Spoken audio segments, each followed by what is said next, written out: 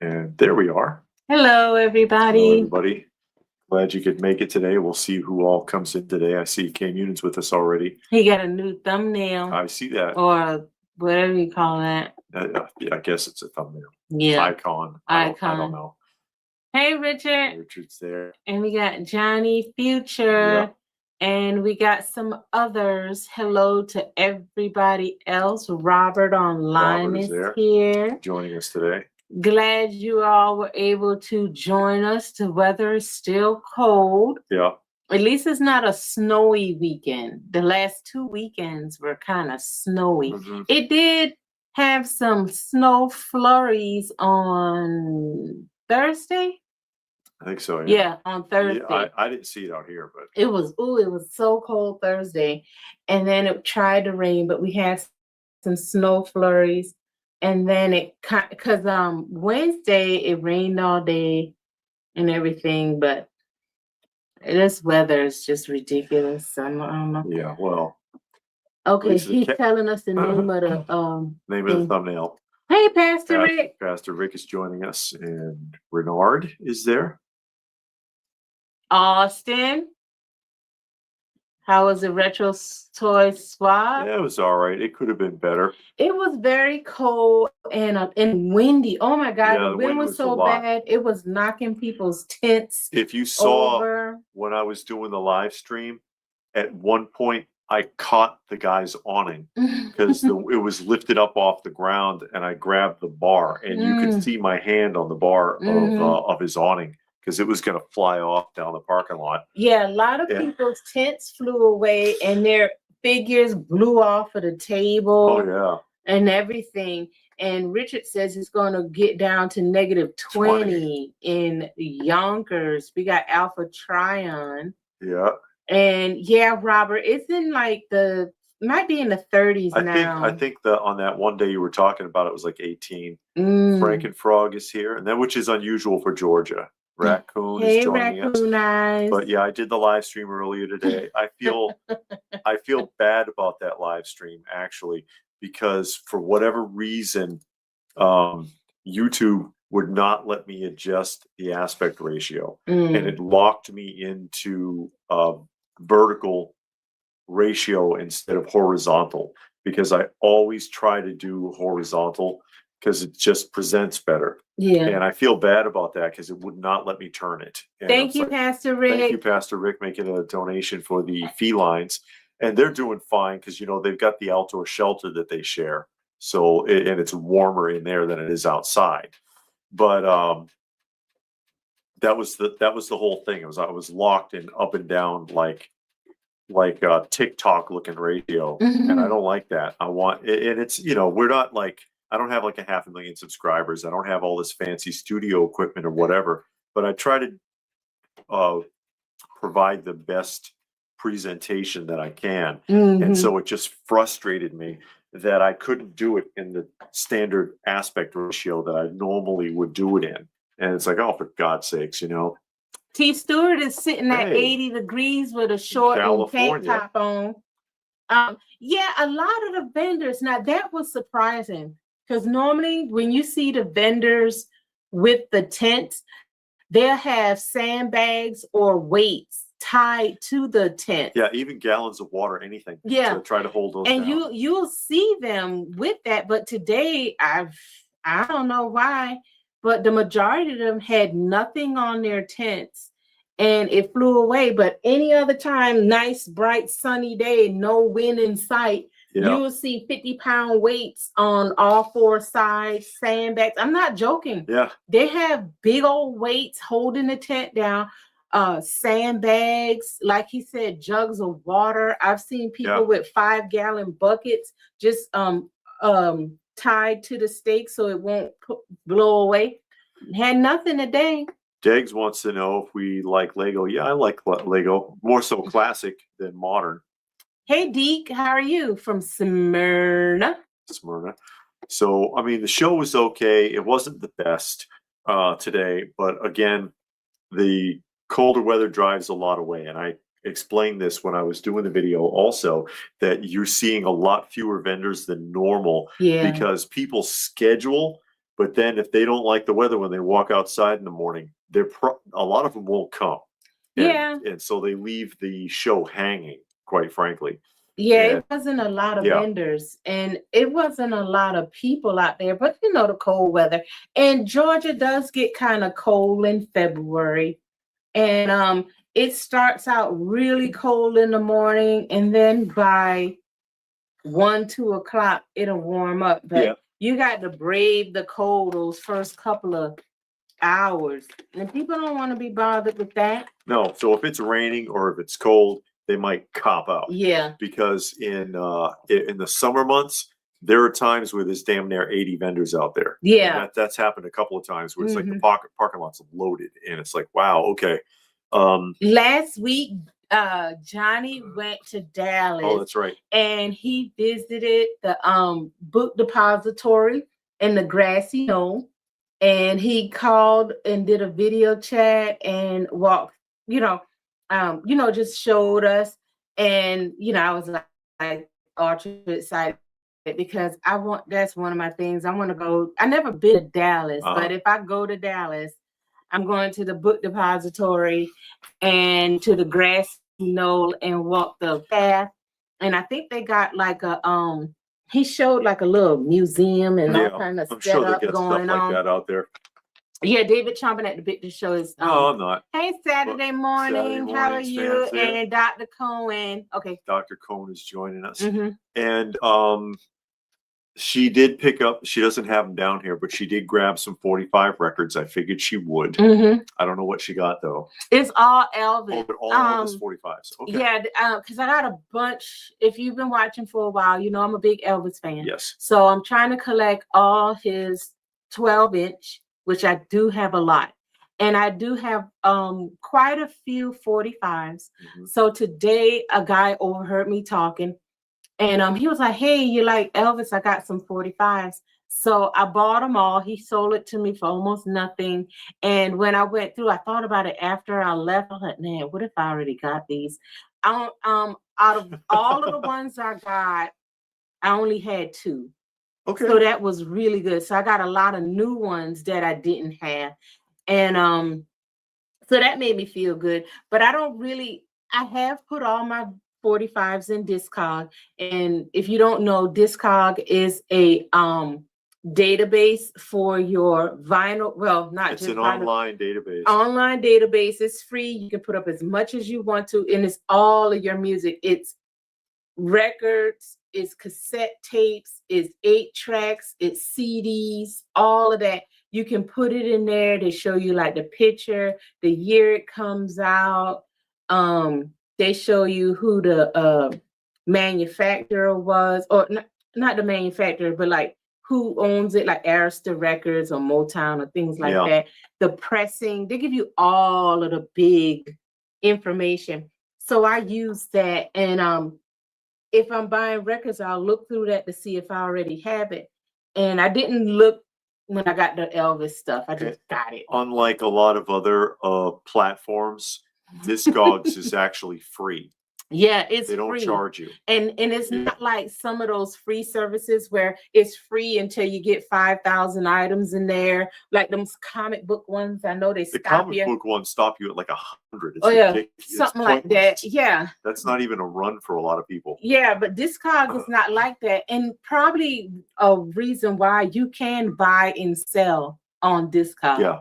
So, and you can put like the condition and all of that. They do a lot of shows after tax return.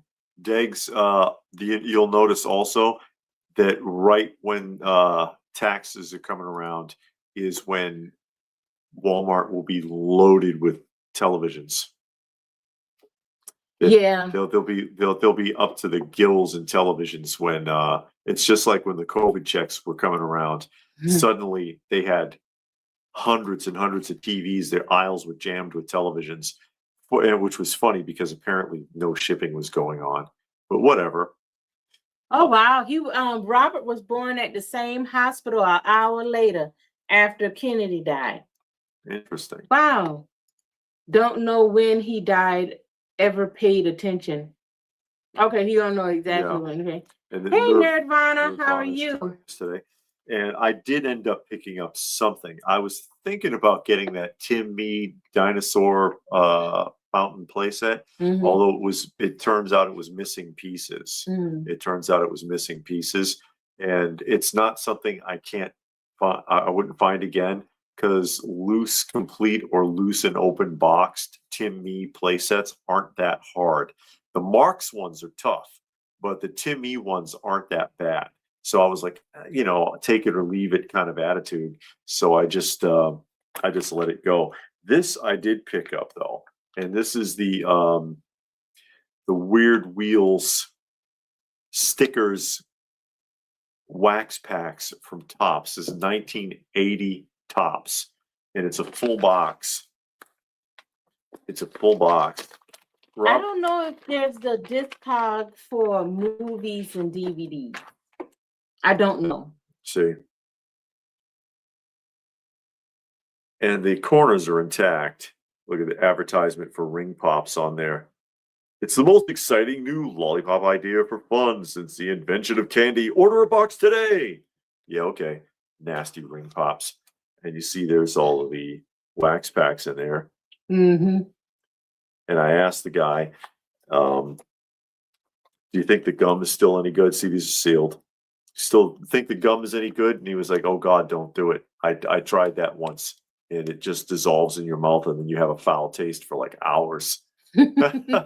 No, Saturday morning. We've never been to a toy or action figure museum.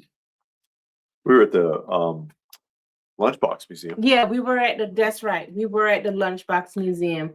And from my understanding, there was a G.I. Joe museum here in Atlanta. And that somehow or another that ended, and then they started doing Joe Lanta. That's how Joe Lanta came about. But it was a museum. That stuff doesn't hold up very well. Before, yeah. Because you remember the stuff, some of the Marks Safari pieces that I got, I purchased from the man who ran the Marks Toy Museum. Yeah, I don't know where that's at though. He couldn't afford. Well, it was in Milwaukee, but he had to shut it down and sell everything because nobody ever was coming in there, and he needed the money.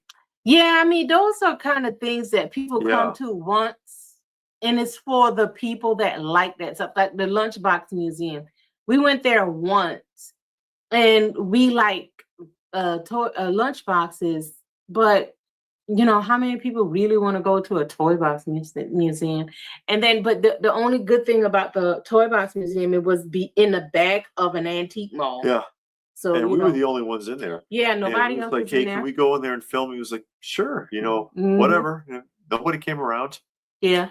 I've never, well, I'm trying to think. I was going to say I never heard of an action figure inventory app. Yeah. It feels like I heard one time that there is a website that you can load up your action figures for inventory, but I'm not sure, because it feels like I heard that like some years ago. Yeah. And Richard can't donate for whatever reason. That's all right, Richard. Bad. How much was that mountain playset? He wanted $50 for it, which isn't bad. I mean, you can find it for around that much on eBay, or sometimes less, or better if the box is really nice. And that box was kind of torn. Oh, thank you, Stone Sour. Stone Sour's here, and he made a donation for our felines. Thank you, Stone Sour. Always appreciated. But and I was toying around with the idea, but then I was like, I don't need to do this right now.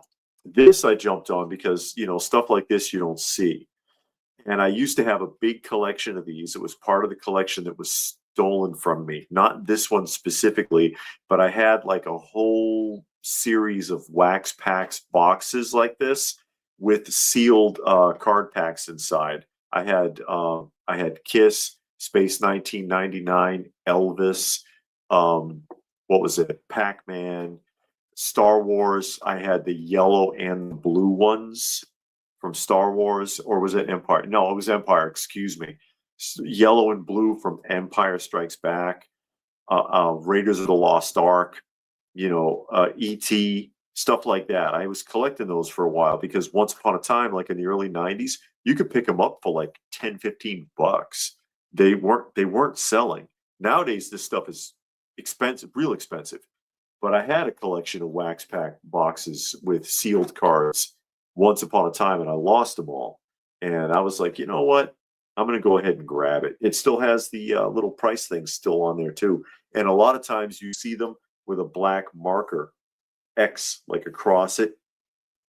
And that's because it was sent back from the store. They weren't selling, so they put that mark through it. And many of the boxes, wax packs that you typically see for sale will have like that black streak across the top of the box, and this one doesn't.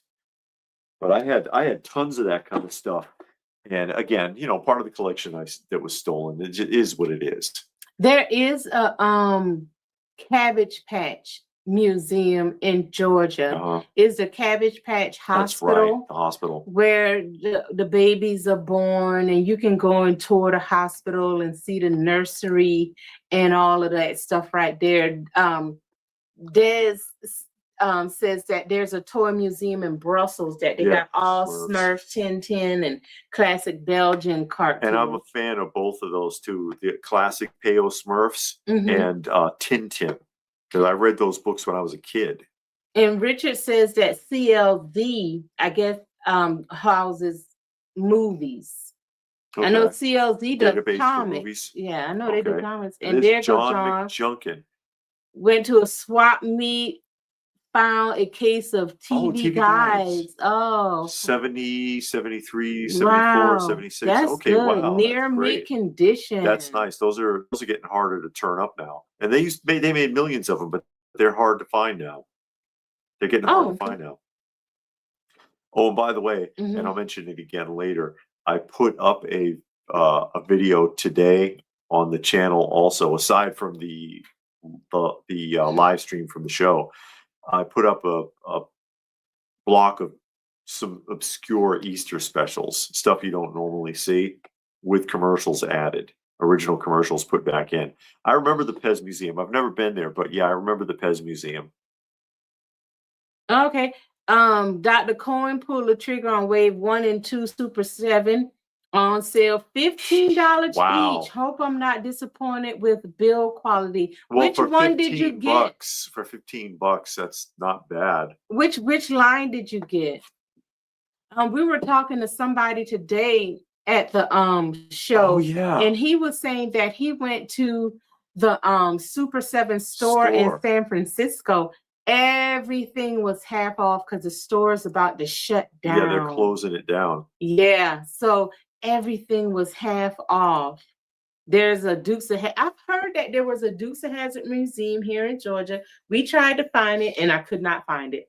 Yeah. Couldn't find it at all. We drove around all over the place. Couldn't find it. Nobody knows about Mark's toys unless they're born around the 50s. 50s to 80s, I guess.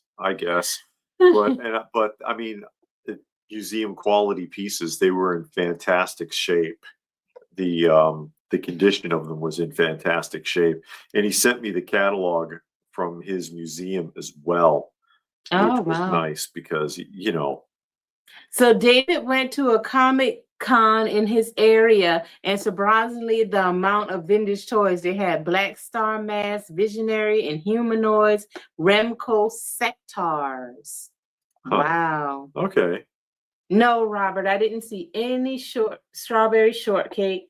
So I didn't really get anything. Like I said, I got those them handful of 45s, those Elvis 45s, and that was it. I really didn't care to look around too much. I was cold. So, but I mean, it was cool. I did look, and I did look really good, and I didn't see anything, and I was cool with that. Yeah.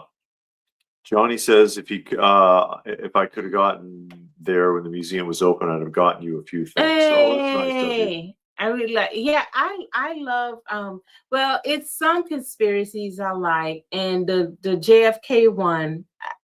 I don't know if you say I like the conspiracy or that, but I do. Oh, okay. He got the G.I. Joe one. It was the raw G.I. Joes. Okay. But I do like following that up, and I did it for a long time. Bought all of the documentaries, watched them and everything. I just thought it was fascinating. It's a few of them that I think is fascinating, and his was one. Yeah. So I've been finding both Super 7 and NECA figures at Ross for a while now. Yeah, they get around. I do. Rich says, do you remember when Smurfs were big? They had a takeoff called Clowns. The Really? Clowns were made by Mego. Mm. It was Mego trying to knock off popularity of Smurfs. And then, of course, there was also the Starioids. Stariors. What was that other one? The Snorks. The Snorks was very similar to the Smurfs. Yeah. Also. And they had the Space Nicks as well. Space Nicks, which are actually, they're starting to get expensive. And then there was Gnomes, which was Canadian. And they looked like Smurfs, but they were orange. And they came on little cards with a picture of a house or something. And of course, the Clowns, which, like I said, were Mego made those, actually. Mego that made those. But yeah. Yeah, I'm seeing the Starioids there now. Okay, I never heard of those. Oh, there's Isette. Hey, Isette, how are you? Yes, you did, Isette. Yes.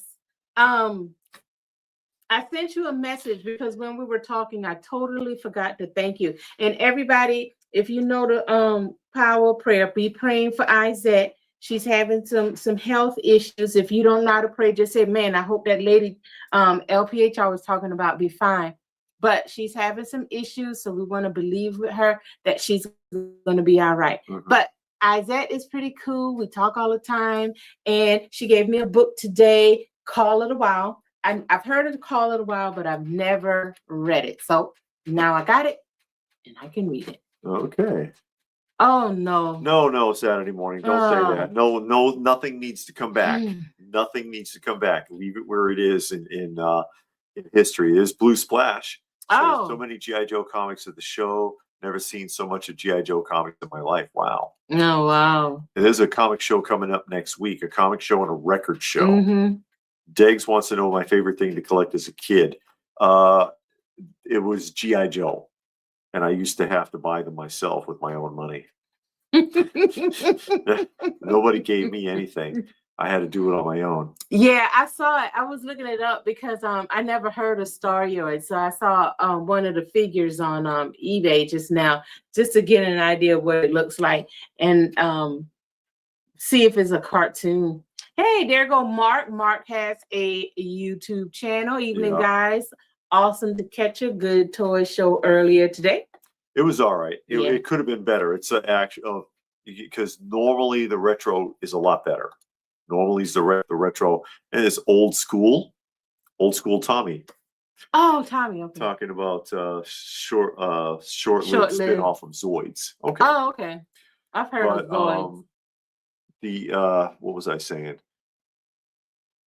Oh, the toy show, yeah, because of the weather conditions, not a big turnout as far as vendors, because you know it is outdoors, and so and I did the live stream, and I had problems with the live stream because which again I feel bad about because YouTube would not let me change the aspect ratio to horizontal, and so it's in vertical mode, and I don't like doing it that way. I know. I like having it widescreen.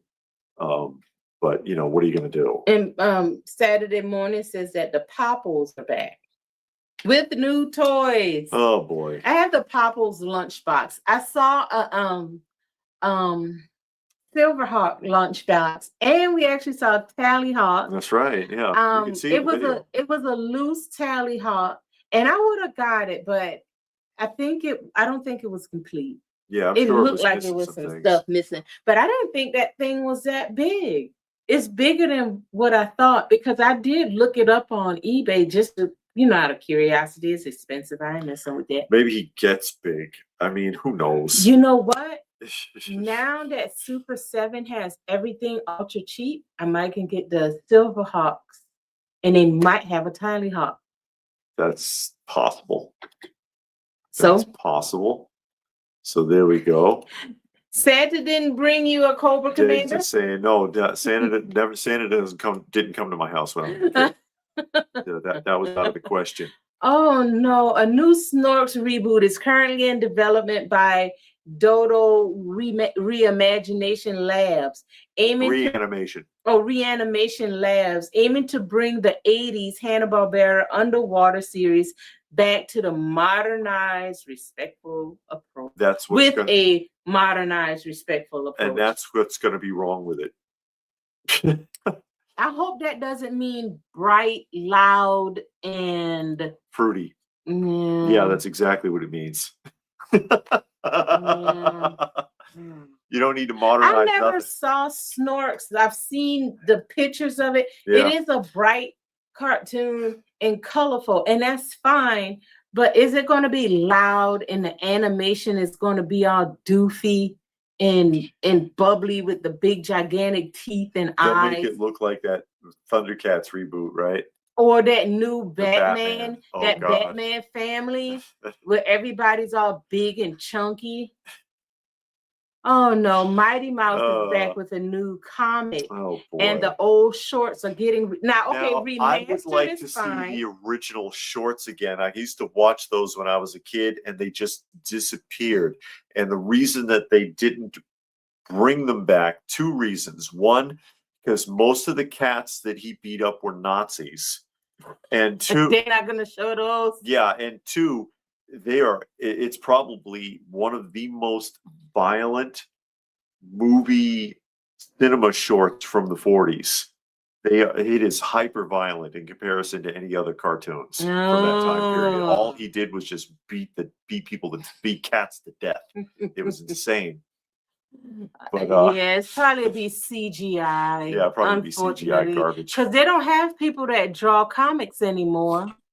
Yep, loud and proud. There you go. Oh well, that's just the way of the world. I would like to see, and whenever you see, like, if someone has like, cartoon classics with Mighty Mouse, and they got Mighty Mouse on the cover, and it'll have 96 cartoons on it. 2 of them will be Mighty Mouse, because for whatever reason, you just can't get them. I haven't seen that mess since the 70s. It's crazy. No, they're not going to stop with them remakes. And I hope they don't cut them. If they're going to remaster them, I hope they don't chop them up like they tried to do with Tom and Jerry.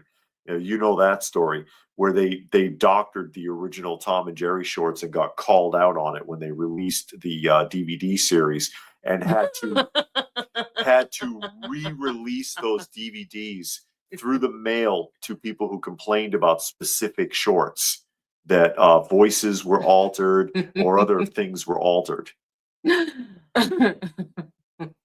I was reading what John said about they're going to excavate the football field in hopes of finding Hoffa's body. Again?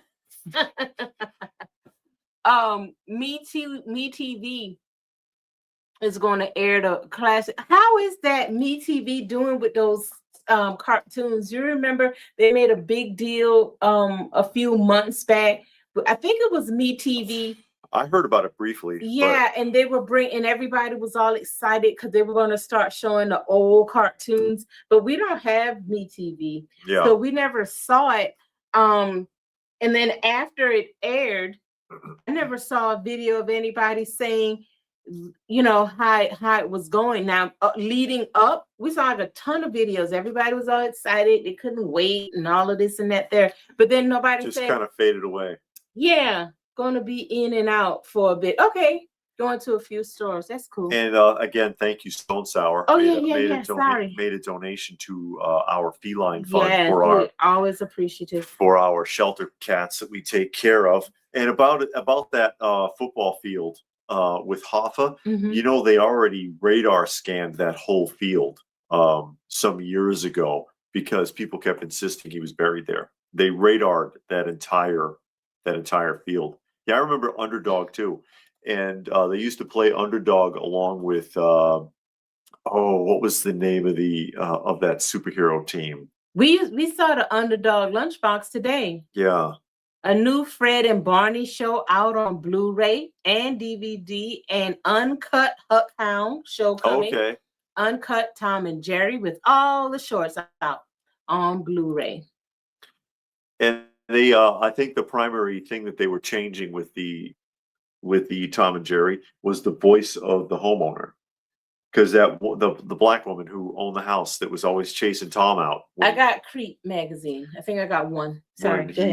When he would tear the place up, when him and Jerry would be fighting, and she'd, Thomas, that's it, get out. And then she'd chase him around with a broom or whatever. Yeah. And they altered her voice. And people are like, what the hell, man? That's not the voice I remember. Yeah. But I mean, she owned the house. Yeah. She owned the house. Everybody thought she was the nanny or something. That was her house. Why else would she be sleeping in the master bedroom and he'd be waking her up and she'd come tearing down the stairs with a broom?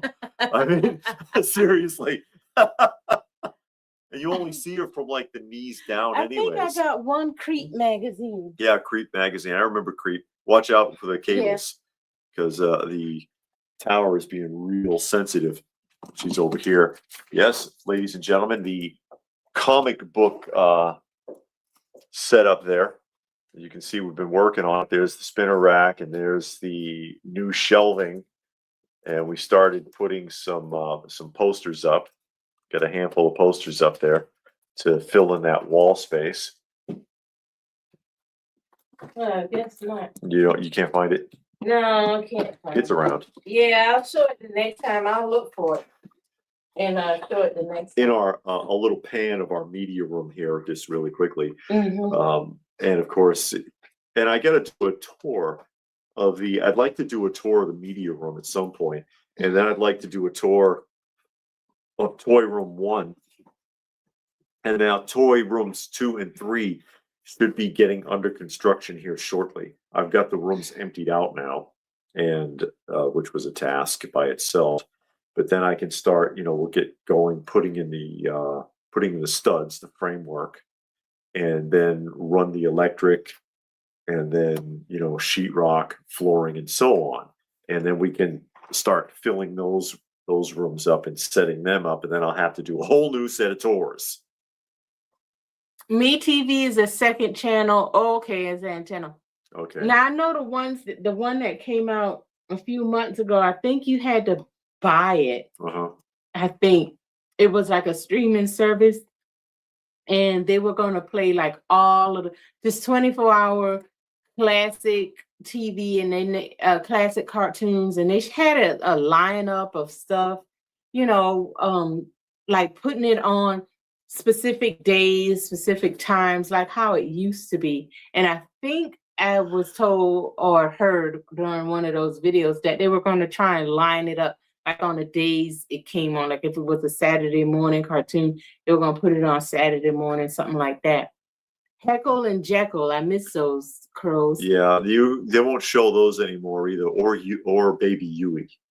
Yeah, I remember that, Tommy. Well, they changed the black lady to a white lady in the animation too long ago. Yeah, that was in the 60s shorts, because remember it started way back in I think the 40s actually. 40s and if I'm trying to remember. Saturday Morning probably knows better than me. 40s and 50s it was the black woman. And then when they did the 60s shorts and the animation style changed, they made a white housewife. Yeah. And she walked real fast. She was on these little tiny high heel shoes. I remember. Richard want to know, did you mean Courageous Cat and Minute Mouse? They were created by Bob Kane, the creator of that. No. Okay. No. Okay. Kamen Rider. David, the kid from the Imperial Margarine commercial, called. He wants his crown back. $1 million. Whoa. $1 million. And I'll even sign it for him. If you have in your area to be. Yeah, we don't. Them new TV. Well, you can get the digital antenna. We had a digital antenna. All of those Saturday Morning Says channel is aimed at adults, not kids. But yeah, Saturday morning, the thing is, and I'm sure that all of those shorts were not intended for children. Yeah. None of those shorts. They were movie shorts. They were theatrical entertainment. When you went to the movie house, you went for the day, and they'd play 2 or 3 shorts, Three Stooges, Tom and Jerry, whatever. Then you'd watch a film, and then after that, they'd play a couple more shorts, and then they'd play another movie, a different film. and that's how they strung it out. You watch 3 movies and like a half a dozen shorts, and between each of the movies there was an intermission. So like in the middle of the film there would be an intermission where they'd play music for like 5 minutes, so you could run to the bathroom or go to the concession stand or whatever. And none of that is done anymore. None of it. The last film that had an intermission musical score in the United States was The Black Hole. That's how long it's been since that's been done.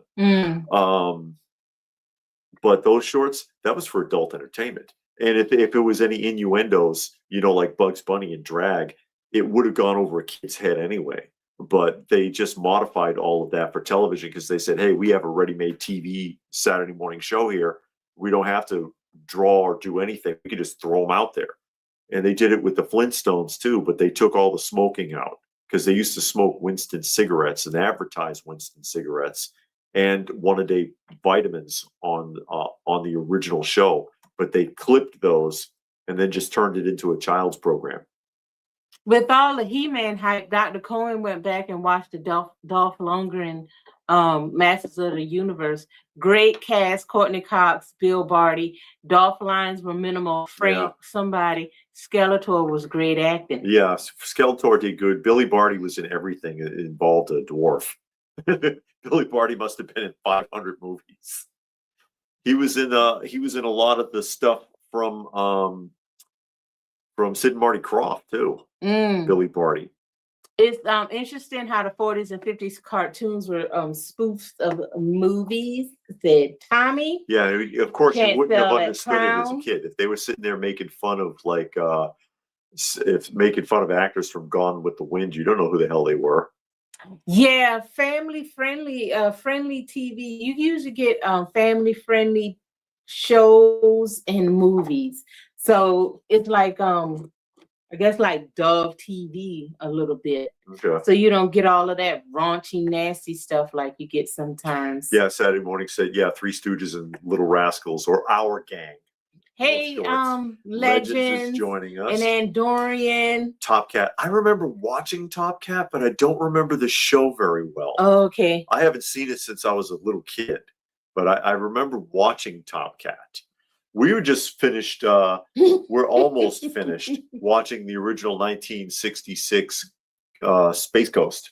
Oh, are we? Yeah, I think we're almost at the end of it. Oh, okay. Space Ghost and Dino Boy. Dino Boy is annoying. Dino Boy is a little punk. They threw him out. They ditched him. Because I didn't understand that how the boy fell out and nobody else fell out the plane. And how come no one came back for him? No, and they didn't say that the plane crashed or nothing. They were like, quit, Dino Boy. The plane's on fire. Parachute out. Bye. That's what happened because he's a little bastard. There was an old show on PBS called The Matinee at the Bayou. In the 80s, that's where I first saw the Batman serial. I don't remember that. You can see those Batman serials on Tubi. Tubi's good for those old shows like that. Saturday says they replaced the Winston ads with Flintstone jelly jar ads. Also the Welch's, because they used to, because when you finished with it, you clean it out and it became a little kid's glass. Because they were glass jars, and that's why you have they got the Archies and they did the Flintstones. They did a lot of Hanna-Barbera and stuff like that. I remember I think I even had a couple of those when I was a kid. I can't remember who though. They did Tom and Jerry. They did a lot of that stuff. I agree with John right there because I've said that a lot. The problem with Cartoon Network, Boomerang Network, MeTV, Antenna TV is that although they play a few classic cartoons, they don't add in the commercials. And it was, I don't know if it's Tubi, it's some network. If you watch it after midnight, they play classic commercials in the shows. But you gotta, it's like, why don't you just play it all day? And that's also why when I put up something like the Easter cartoons that I put up on the channel today, I put the Easter commercials back in it so that it has that nostalgic feel. The reason people think rabbits eat carrots because Bugs Bunny was parodying Humphrey Bogart, I think. Movie. Oh, well, because he didn't have a cigar. He had the carrot. Yeah, in a monologue. it says old school there. And Stone Sour made a donation to the channel. Thank you, finish Stone watching Sour. Dallas? So the last episode of season 10. Yeah, and Pam gets blown up in the car. So now I got to buy the next season because it was streaming. They stopped streaming it.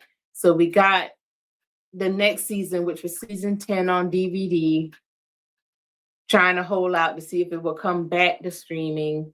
It's not. So now I got to get season 11 on DVD. And halfway through season 11, they're going to put it back on streaming. I'm just sure of it. But no, we just finished Thursday watching season 11, and it ended on a cliffhanger.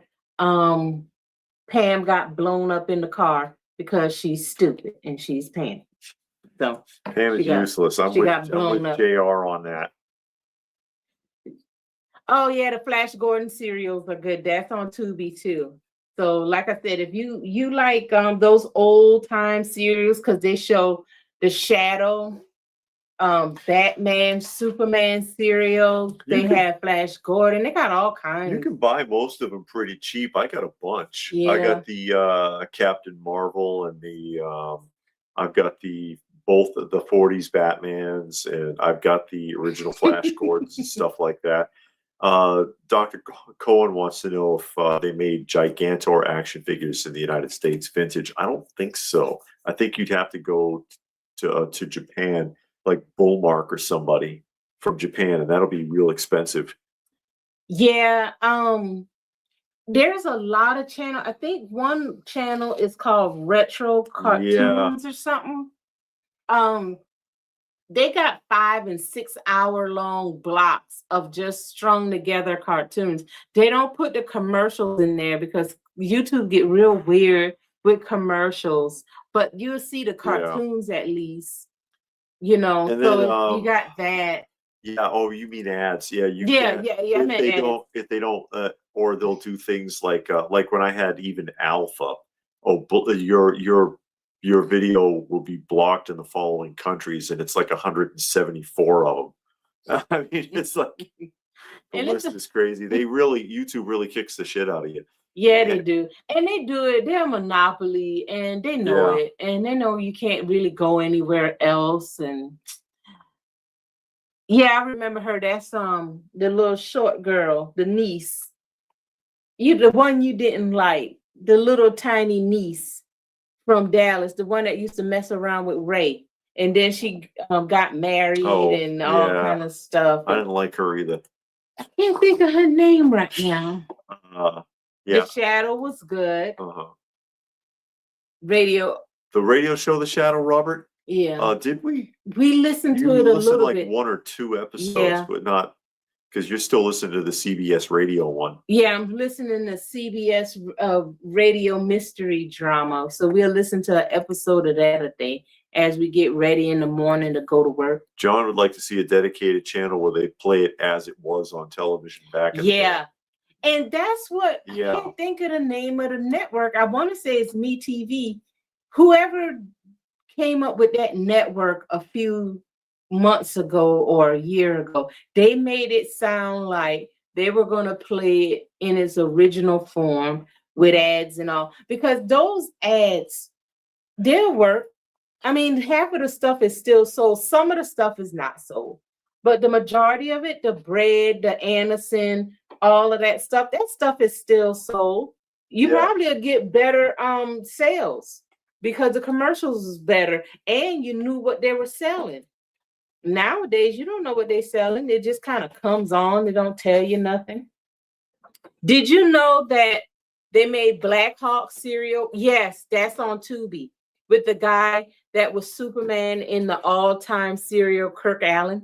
What you got there? Yeah, just a handful of these is what we were talking about. Yeah, these are those old like live action serials. I got the Black Hawk comics, but on Tubi, the Black Hawk serials are there. And this one is crazy because Shazam's running around just murdering people. Oh, wow. They show him killing? Yeah. Oh, It's like it's the one guy. He's on the rooftop and he's asking him questions. He's like, I don't know. I swear I don't know. And he says, well, then you're not any use to me, are you? And he threw him off the roof.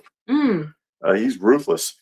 Batman and Robin, the 1949, and then the 1943 Batman and Robin, where the Batcave is like a desk in a room.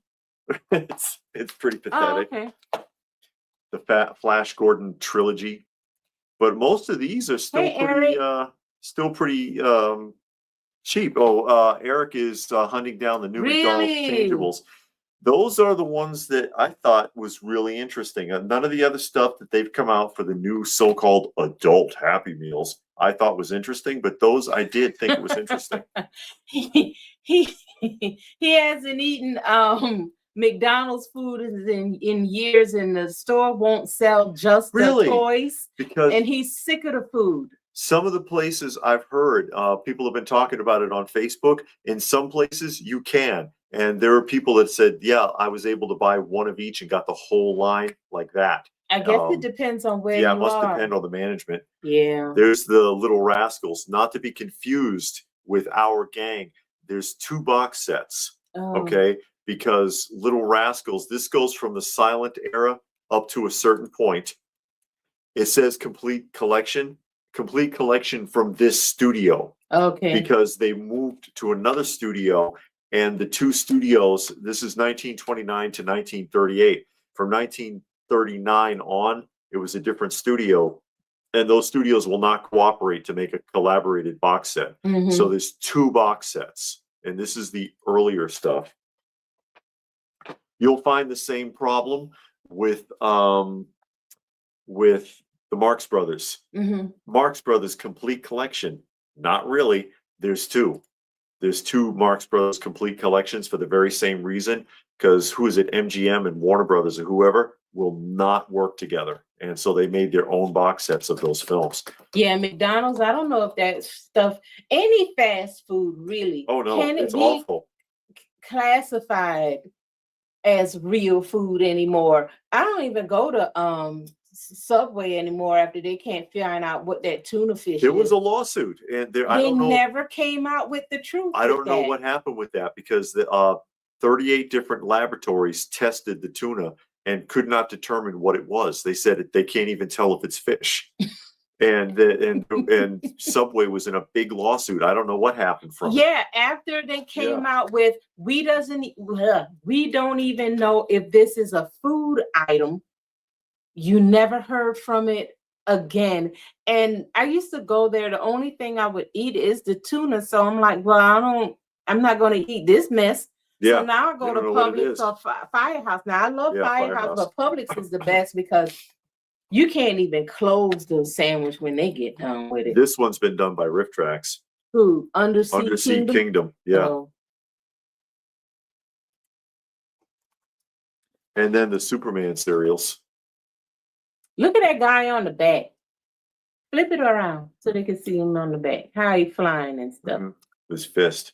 Robert goes to Subway. He eats the meatball in the Italian sub. You don't know if that's meat. Oh, yeah? Is it made with real Italians? Menace from Outer Space. It's Rocky Jones, the Space Ranger.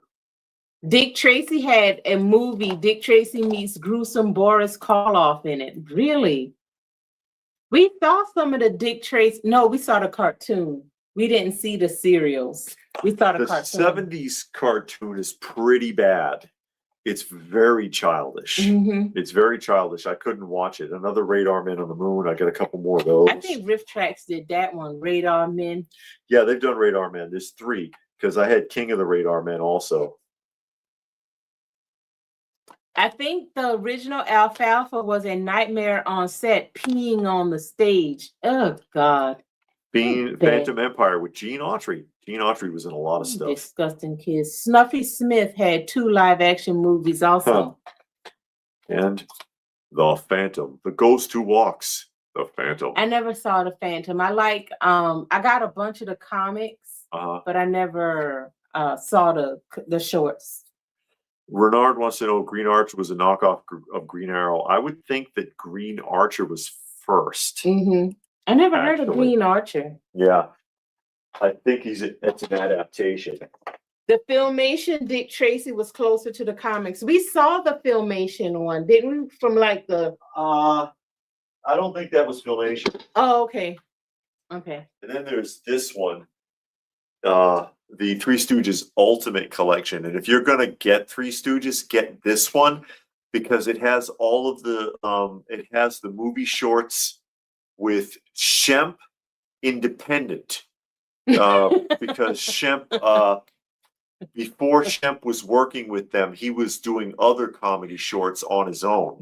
When there was Mo Larry Curly before Curly had the heart attack and Shemp had to take over, and they're in this box set, and this is the only way you can get them, the Shemp shorts, and they're pretty good. They're actually really good. K Munin says they couldn't even find out what the fake tuna was. It's not even an ingredient known to modern science. It's not. That's the problem. They couldn't find out. 32 laboratories. Or Little 38, Abner, or 38 laboratories. And they said that it's not even fish. They don't know what it is. Yeah, but I mean, if it's not fish. And thank you, Stone Sour. Yes, they still don't know what it is. But if it's not fish, and you don't know what it is, that means it's 9 times out of 10 is not food. If it was some type of animal or plant, you can identify it at least and say, okay, this is not fish. This is like dolphin or whale or octopus meat or something. Unless it's some kind of 3D printed, like Frankenstein soup. Now, didn't you say in China there was experimenting with 3D steak and hamburger? Well, no, in China they are. It's KFC, Kentucky Fried Chicken, is 3D printing the chicken in China, and that's an experiment. How do you 3D print meat and eat it? Well, isn't that plastic? 3D? No. You can. They call it 3D printed, but what it really is they take a real quick, dumbed down science lesson. They have this soup of like nondescript protein, like a primordial protein, and they take T cells from the chicken. No, that's too much. And introduce it, and it will replicate that. So this globulous gel will suddenly become after like a few hours, a big bin with one giant solid chunk of replicated chicken breast. Next thing you know, they're gonna be Soylent Green. Soylent Green is people. Yeah, and then they mash it and then print it into chicken nuggets. I know, it sounds really appetizing. That doesn't sound cheaper than just cutting that chicken head off and plucking the feathers. Having it sitting in a vat, lot cheaper than processing chickens. And chickens ain't expensive. No, they're not. They're not. Are you frightened? That make you don't want to eat nothing. Are you frightened? Subway went bad when they started putting the steak and cheese filling in little proportionate cups and microwaving it instead of having it in a. That's an old school saying there. You know what hurt my feelings is when Waffle House got rid of the lemonade bubbler. Now, see, I'm gonna tell you, I love Waffle House. I do. I will go to Waffle House. I will eat there, but I am not looking around because you can see all up underneath the fryer and stuff. I don't look. I keep my head nice, straight to the front. I order what I'm going to get, and I eat it. And I get my drink, and I get a to-go cup, and I walk out. I don't look around. Because if I look around and see that rat up underneath that fryer or that hot plate, I don't think it would be that bad. Shoot. But well, we did see rats at that. And we never went back. At Your Pie.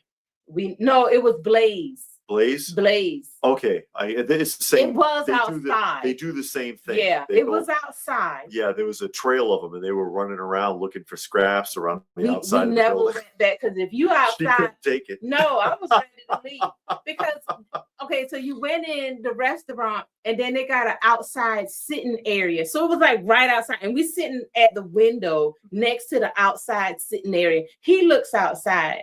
I don't look around. Oh, I always look around. He all over I the will place. find things. Yeah, like he the police or something. He looking around and he see the family of rats just walking around outside like nothing's going on. So you know if they're outside, that's bold. yeah. So that means they're not bold. afraid of people. And if they outside, they inside. So we never went back. I like that place too, but we're not going back there. So we would go.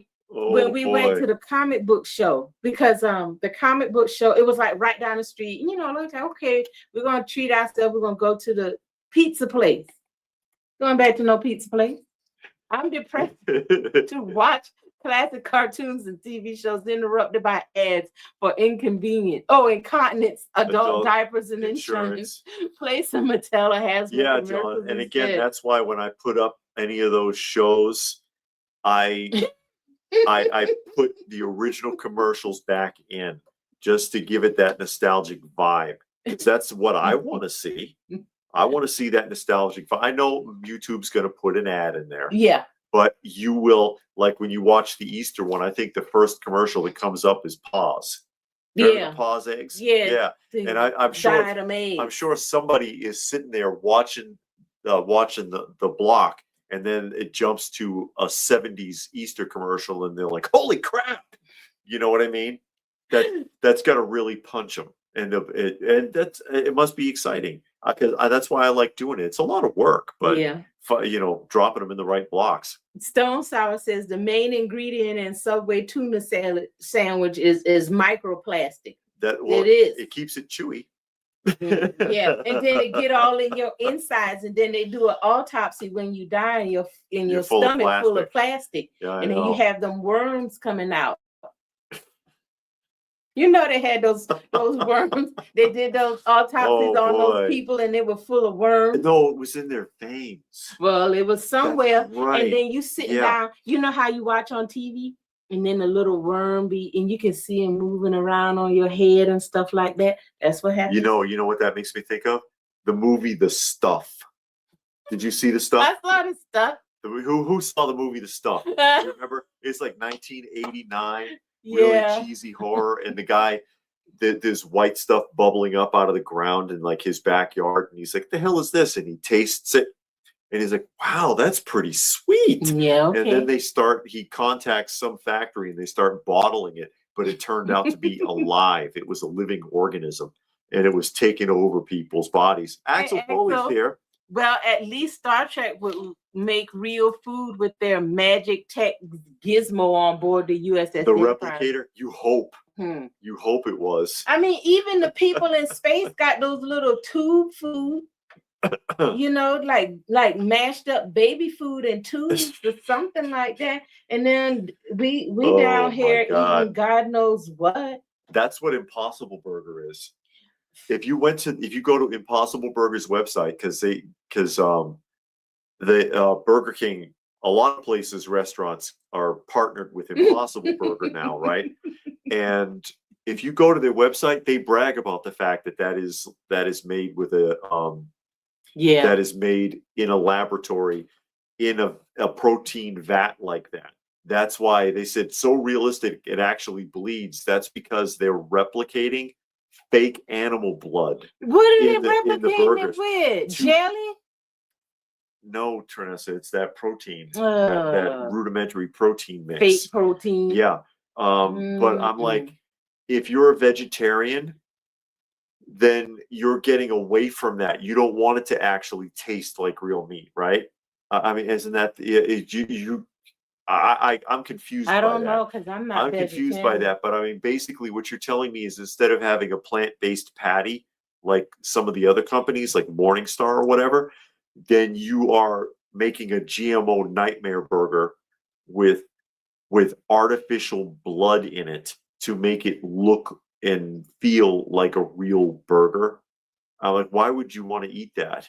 And Because you what the don't hell's in really there. want to be a vegetarian, just like you got them some vegetarian that eat bacon. Yeah, Is you're in it. Chipotle just as bad? I don't know. Hey, Patrick Patrick. is here. I don't know, because I don't eat at Chipotle. I'm gonna start not eating out. David, some of the restaurants here in Miami have over 100 health violations. They've made local and national news. It's one of my reasons why I refuse to eat out. We don't like eating out. I mean, we have a couple of local places that we do like. You know, a couple of local places, one hibachi place, and like one family-owned pizza place that is a dedicated. You know, they only have the one location, and they're really good. But aside from that, whenever we end up going to a restaurant, we find ourselves more and more disappointed with the quality of the food, with the cost, with the service, all of it. It's not even freaking worth it. I'd rather eat at home, and she's a good cook.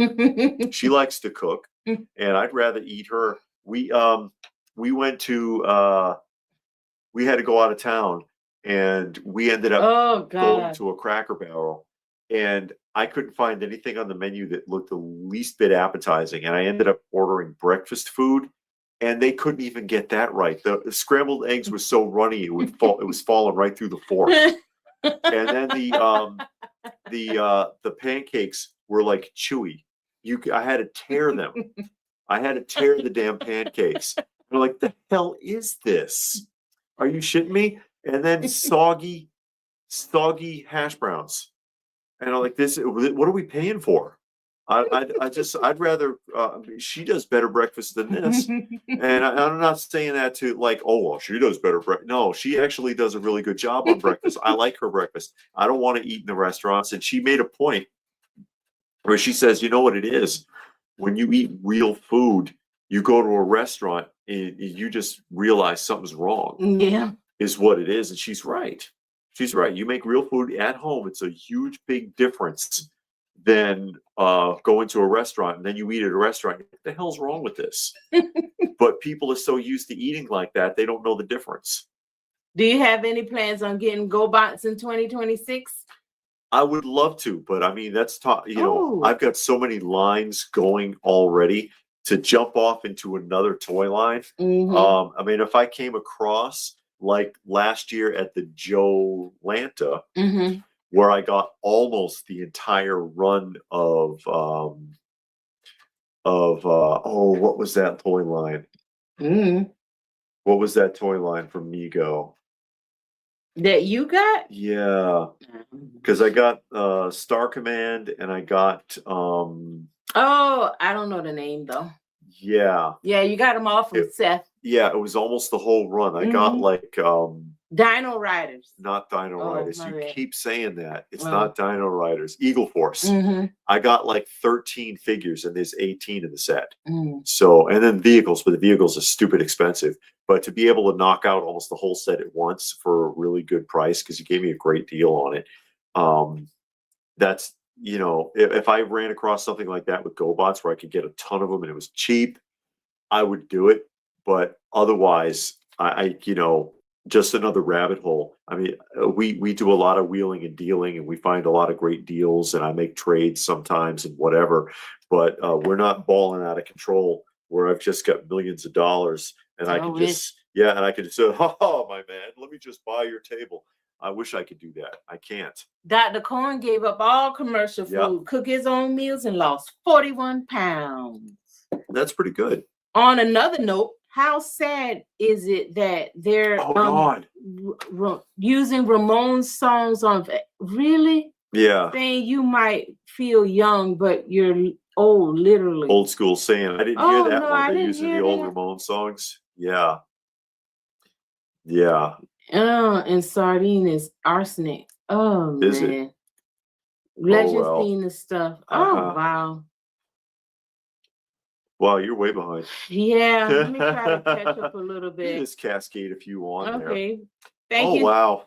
Thank Hobo you, Stone South, for poor Hobo. Hey, Broly Khan, how are you? Just jumped in. Thank you for stopping by, checking us out. Hobo is amazing.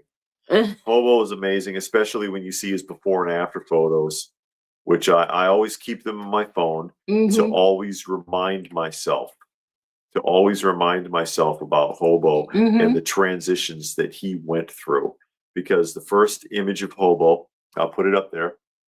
That's Hobo when we first found him, totally feral, and tried to fight me when I picked him up, but so weak he couldn't fight. Could not fight. Filthy, covered with scabs, ear mites, intestinal worms, fleas, no teeth, which is why he's called Hobo. You see how ratty he looks there. He had infections. The vet wanted me to put him down, and I was like, no, we're not doing that. He wants to live because he's eating. He wants to live. And, a couple of months later, and I've had him for almost 3 years now. I've been taking care of Hobo, right? He's not going to last. You may as well just go ahead and have him euthanized. I'll give you a break on it. 3 years later, look at him. I'm glad I told the vet, no way. Just give him to me. I'll take care of him. I'll do it myself. Him and Dad, both of them, they wanted to put down, and they're both still alive, and they're both doing great. What a huge difference a little love makes between the two of them. Those two photos. Do you know, Saturday Morning might know, do you know when MGM, Paramount, and Universal closed down their animation studios? I don't remember. That's something Saturday Morning probably on top There's of. Monkey. Right there. Somebody brought Monkey up. There's Monkey, and I think that's Miss Kitty sitting back there. Looking all sly. Looking all sly. That's Monkey. Monkey is doing great. He's Daniel's cat, though. He doesn't hang around with me too much. He hangs around with Daniel. And there's Daniel and Miss Kitty sitting on my lap. This is basically what it looks like whenever I sit down, because everybody wants to climb on me. Well, Granny Smith doesn't climb on me, though. She sits on my foot. She'll sit on my foot, but she doesn't climb up on the sofa. Daniel likes being scratched on his stomach. But yeah, so I'm glad I followed my instinct and was like, no, you know what? He's trying to eat. He wants to live. I want to work with him. And he made a fantastic recovery. Poor Hobo. But yeah, you get me going on the cats. But thank you, Stone Sour, again, making donations to the cat shelter to help all of them out. Because, we are currently, again, taking care of 19 right now. 19. They can't all come in the house, but they do have an outdoor shelter and this is the most recent one. I don't even know if it's male or female because it won't let me close enough. Hey, Vintage Poet, how are you? Won't let me get close enough to it to find out, but it's been coming around to eat anyways. The cold weather has been bringing a lot of them out. Yeah, Vintage Poet says, I have a cat hid under the bed for 9 weeks. People told me to give up on her, and now she's fine. It's just afraid, especially if it's an animal. I don't know if it was feral or not. If it's been an outdoor animal, Granny Smith did the same thing. You couldn't get near Granny Smith when we brought her in the house. So we brought her in because she had a broken elbow. So we couldn't just leave her outside. And she had never lived inside. Never. She was a feral outdoor cat. And she hid for probably a couple of weeks. And then one day she just came out and got comfortable. And now she won't go near an exterior door. If you open the door, she backs up from it. She's like, "No, I'm not going nowhere." But no, yeah, I don't pet no cats because they can't stand me. They hate my guts. That's not true. They don't hate you. Cats don't like me. No, they don't hate you. Poet says it's cold in Canada. I bet. I bet it is. I used to live on the East Coast. Well, I've lived in Massachusetts, which was cold. You already know it's on the East Coast, right up on the ocean. It's freezing in the winter. I lived in Kansas, which can also get very cold. And then we lived in Illinois, which is also very cold. Axel Foley says, do you think you'll ever see a modern movie that doesn't use digital enhancements? I don't think so. Actually, if I remember correctly, and if somebody knows better, they used practical effects in the last Bad Boys film because they wanted it to still feel like an 80s film. And also Top Gun 2. Yeah. Because the planes, the actors were really in actual fighter jets, and they would just swap between the pilot so that the camera was only on them. Mm-hmm. But they were really up in fighter jets, which I thought was fantastic. Oh, the Vinny Poet lives in Prince Edward's Island. Isn't I think that's where I'm trying to. Anna Green Gables. Yeah. They filmed the that's where I'm period trying dramas to there go. sometimes. And they did that movie with Superman, Reeves, that you like a Wrinkle in Time. No, it wasn't Wrinkle in Time. Something about the time where he went back in time and fell in love with this woman and died in the end. Yeah. If you never thought he could act, that was the show. Yeah, that was a good movie. He looked like he had an honest to God nervous breakdown at the end of that movie. It's like, oh my goodness. Because he was so depressed because he came back to the present time and couldn't get back to that woman he fell in love with and just refused to eat. He just was so depressed and hopeless he died. Yeah. Last week, my family and I were watching Looney Tunes on BTV when an ad for Pepto-Bismol came on with people doing nausea, heartburn ups. Yeah, that dance. Yeah, that they've been doing that. They've done it a couple of times with different people. Actual singers. Like real people, honest to goodness, performers or artists. So it's that's a weird. Oh well. Somewhere in time. Somewhere in time. Robert. That's where it was. That's the name of it. Yeah. Saturday morning, tons of snow and basements. We have a basement. Mm-hmm. I mean, it depends on the water table, but the further south you go, they don't recommend it. Yeah, they don't have recommend it. Yeah. South Carolina don't, Florida don't. But we're up enough away from like the water table problems where you get a lot of swampland that we do have a basement. Mm-hmm. So we're fortunate enough. I like that though. I like that. You keep, and that's where we are now. Actually, is in the basement in our media room, of course, which it's just about ready. It's been disheveled, but then again, and then toy room 1, and then we'll do toy room 2 and 3. No, I never heard of that one. Time Rider with the time traveling bike. I don't know if I've seen that. That doesn't sound familiar. That does not sound familiar. And iguanas falling from the trees. Yeah, well, I mean, frozen. Yeah, they can be thawed out. Yeah, I mean, reptiles are good at that. They are good at adapting that way. Humans can't. Mammals are terrible at that, but reptiles are great for it. So they just lost their grip because they got too solid.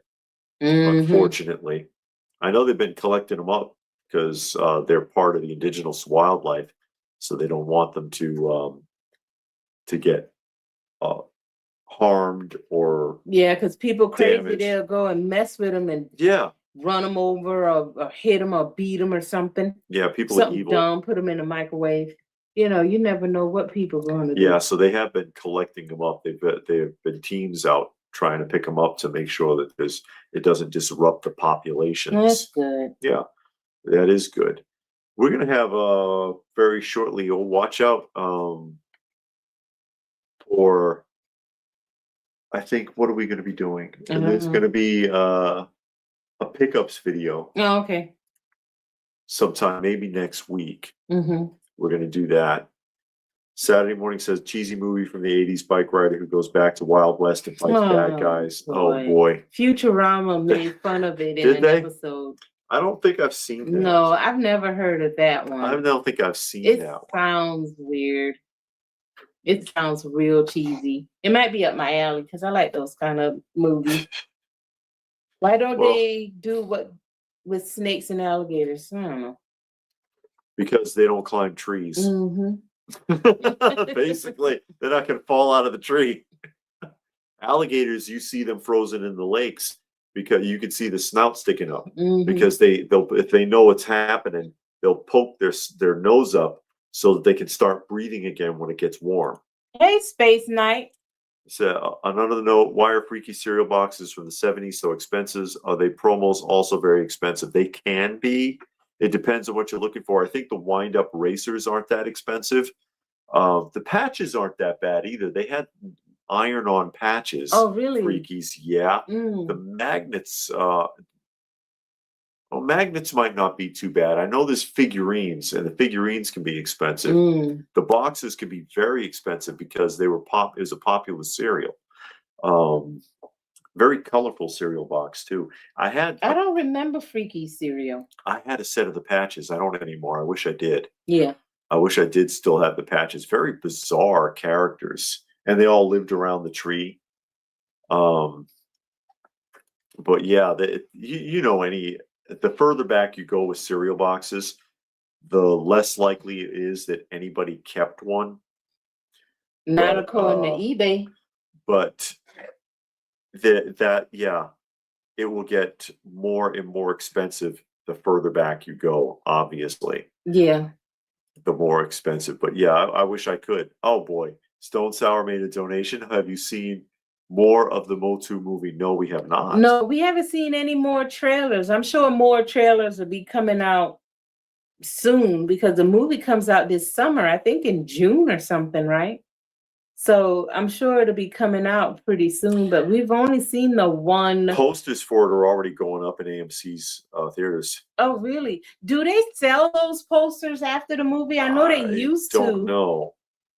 They used to sell it, but they don't really make good movie posters anymore like they used to.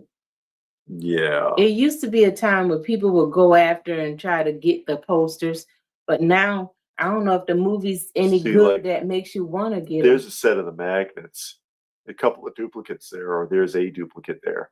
But, you know, I don't think it would be that. I think if you fished around, you could probably find a lot of the toys for maybe not so much. I don't think it would be too bad. But the cereal box itself could end up being very expensive. Mm-hmm. Or here's the figurines I was talking about right there. Oh, those are tiny. Well, I mean, it looks small. You know, they'd only be about an inch or two tall. Yeah, because it was in the cereal box. Thank you, prize. Robert. Oh, thank you, Robert. Made a donation to our kitty fund also. Yeah. And I'm trying to see if I could find a picture. Oh, here's some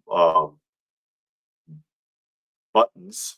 Yeah, I go online on eBay mainly and buy movie posters. I just know like the ones that's in the like at the movie theater, you know, they got all of the information on it, who's in it and all of that. But I do like them without all of the words because you can just put it up. And a lot of times we go to shows and people will have the movie posters, the original ones, and you can buy them. Sometimes they have good ones. Most of the time it's like whatever they could get their hands on. This is the set I had. I had these part of the collection I lost, but these are patches that came in the cereal boxes. Oh, okay. And I had the full set of these. I'd like to get that again. Did you ever see Time Cop? Yeah, with Van Damme, I did see Time Cop. That was actually a fun movie, and there was a TV show spinoff that was crap. Oh, really? But Time Cop with Van Damme was actually pretty good. I liked that film actually, but yeah, it's one I think people kind of forgot about. I never saw Time Cop. Oh, okay. I don't think I have it on disc. I'm not sure if I have it on disc or not. And there was a lot of promo stuff that I had from Time Cop. You know, they had a watch and T-shirts and things like that were given away to rental stores at the time. You could get a lot of promo stuff from rental stores. Yeah, like back in the movie day, rental places, even at the record shops and places like that, you could get a lot of the promo stuff.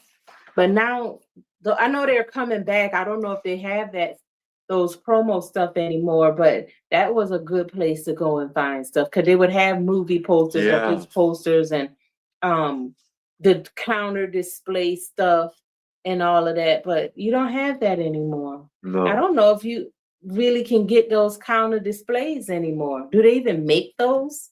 I like don't, they used to. That was a big thing. yeah, because I mean, there is no more. That was the VHS culture, Hmm. actually. And they did it for a while with DVDs, but now, I mean, a box of DVDs just goes to Walmart and they just put it on the Mm. shelf. There is no display. Mm. So it's like, because people don't care about that kind of stuff anymore, unfortunately. Saturday Morning bought a Supergirl 80s movie poster decades ago, and they added the Care Bears and Peter Pan re-release in there for free. Uh-huh. That was cool. Space Knight says, thanks for the info. Did they make a cartoon? No. Freakies did not have a cartoon outside of the commercials. I have to look for them. I might have them because, I have an extensive collection of commercials on disc, and that's where I put a lot of the commercial blocks together from. They're not always the best because a lot of commercials have never been restored. I might have Freakies. If I do, I'll try to put up a block of Freakies cereal commercials. I think that would be kind of fun. Oh, yeah. So there. Scarecrow Video, the biggest video rental store, 2 stories, now rents movies by mail like Netflix used to do. And they have tons of classic shows. VHS, sadly, is store rent only. Huh. Really? I haven't heard of them Saturday morning. I've seen a news clip recently because we've talked about this on the show, on the live stream, how those rental places are starting to come back. And they had a news clip a couple of weeks ago talking about that. People are that hungry for nostalgia. And we've talked about it several times. You go to the Walmart even right now, not only do they have the vinyl records, they get a selection of compact discs. Yeah. They have Instamatic cameras. They have turntables. They have what was that other thing we saw not too long ago?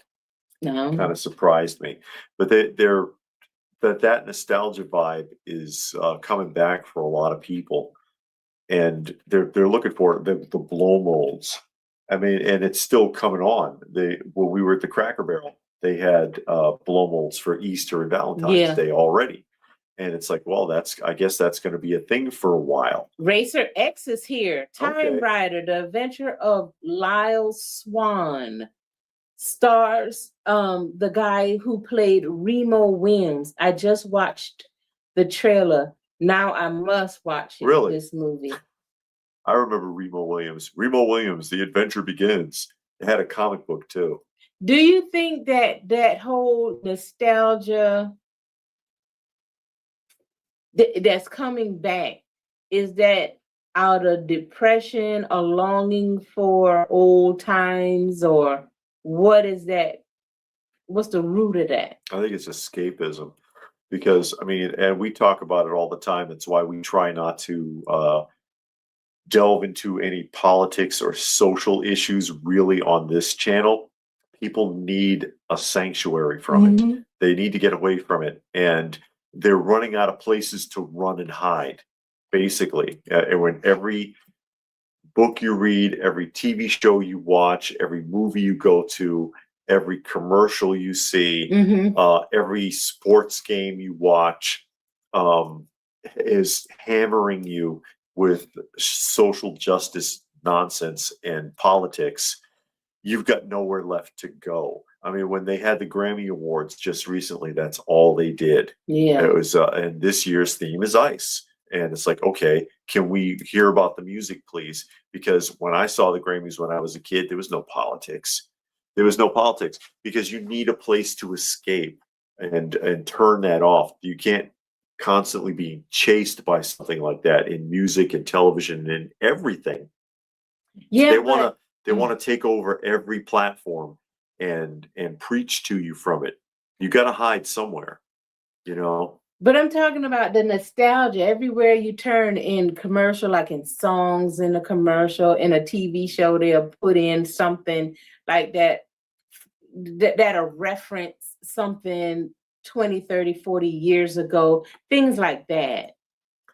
Yeah, because they have figured that out. The advertisers have figured out that people are trying to reach back, so they're going to tap into that too. It's kind of like for example, punk is dead. Okay, what killed it? what killed it was industry. Because they sat there and said, okay, it's punk culture, so let's brand it and sell it to you instead of it being organic. And so when it stopped being organic and they were selling it to you, they took over that culture. Now, nostalgia for a lot of people is a way for them to relax, to get away from the world, to indulge in their hobbies and things like that. And they're starting to realize this. So they're capitalizing on it, and they're trying to sell that nostalgia to people. Yeah, even collectors. We've seen that on some of the Facebook groups, Yeah, and it's Bruce like Splash is saying there. you create the Facebook group on toys, comics, records, whatever, and that's all you normally talk about. That's all you want to talk about. That's all you care. And then somebody will say this happened, and I agree. And if you don't like it, you can unfriend me. And it's like, why did you bring that here? Yeah. You don't even have to talk about it. You don't have to talk. I don't have to talk about none of that on here. Because you already have your own opinion. And so why do I have to hammer you with mine? Yeah, nobody want to hear that mess. No way. Keep it to yourself. Not in here. I don't want to hear. Yeah, it's just we'll talk about vintage toys and vintage comics and TV shows and movies and music and all of that. And that's something that everybody can agree on. Or, even if it's something that you're not into, like somebody might be into collecting something I'm not interested in, but I can appreciate it because I understand it because of everything I'm into. I'm not going to knock you for it if you collect something that I'm not down with. You know what I mean? Somebody collects modern Marvel Legends figures. I don't have any, but if you like it, okay. I'm not going to take that from you. Okay. That's been done for decades. 80s, after Stand By Me, the American Graffiti was full of 60s nostalgia, and 2000s was full of 80s stuff. Today, 2000s is big right now. Yeah, they keep going back. It's just weird how you see that. And it's all like, where did that come from? It's like we keep stepping back, but then they bring it forward, and it's not all that great. Yeah, well. I wonder what happened to all of the talk shows. Yeah, talk shows died. That was a big thing. It seemed like your mornings and afternoons was full of talk shows. Some of them were better than others. Like I used to watch Montel, Little Ricky Lake, Sally Jesse.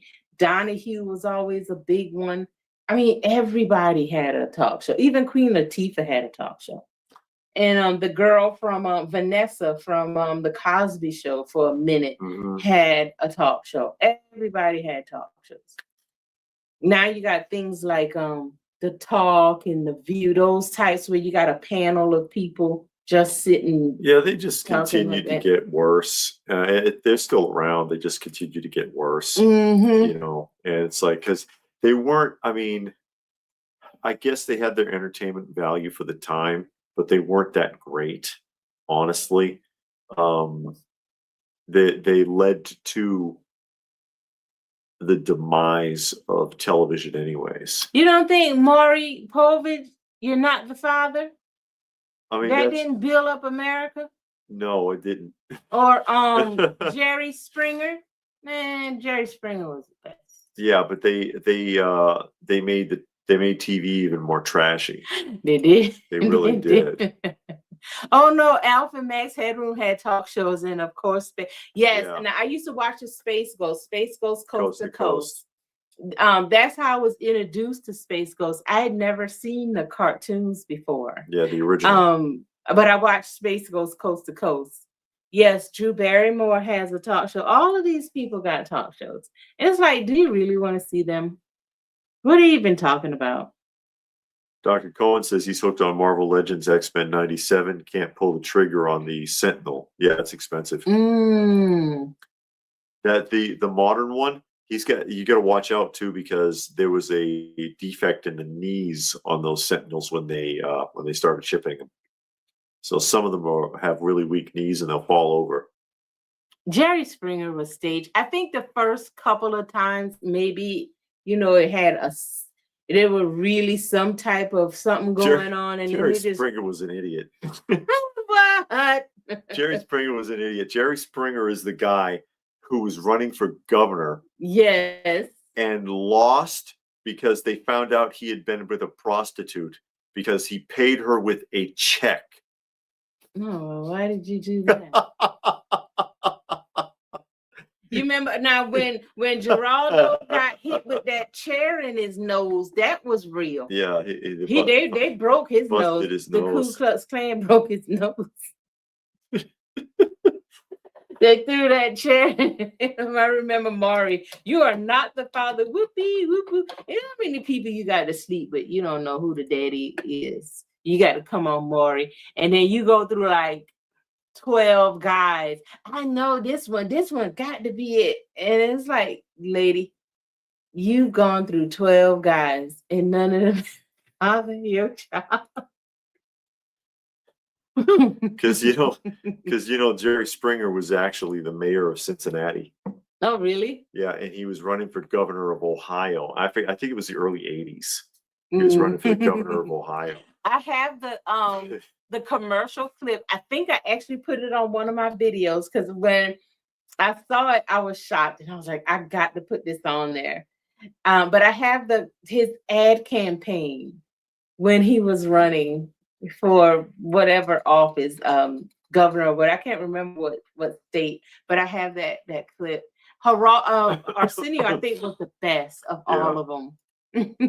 Arsenio, but that just cracks me up. And that's how he lost the bid. And it's like, dude, I mean, he was sitting there, hey, baby, you want to go for a ride? I don't carry much cash on me, but I can write you a check.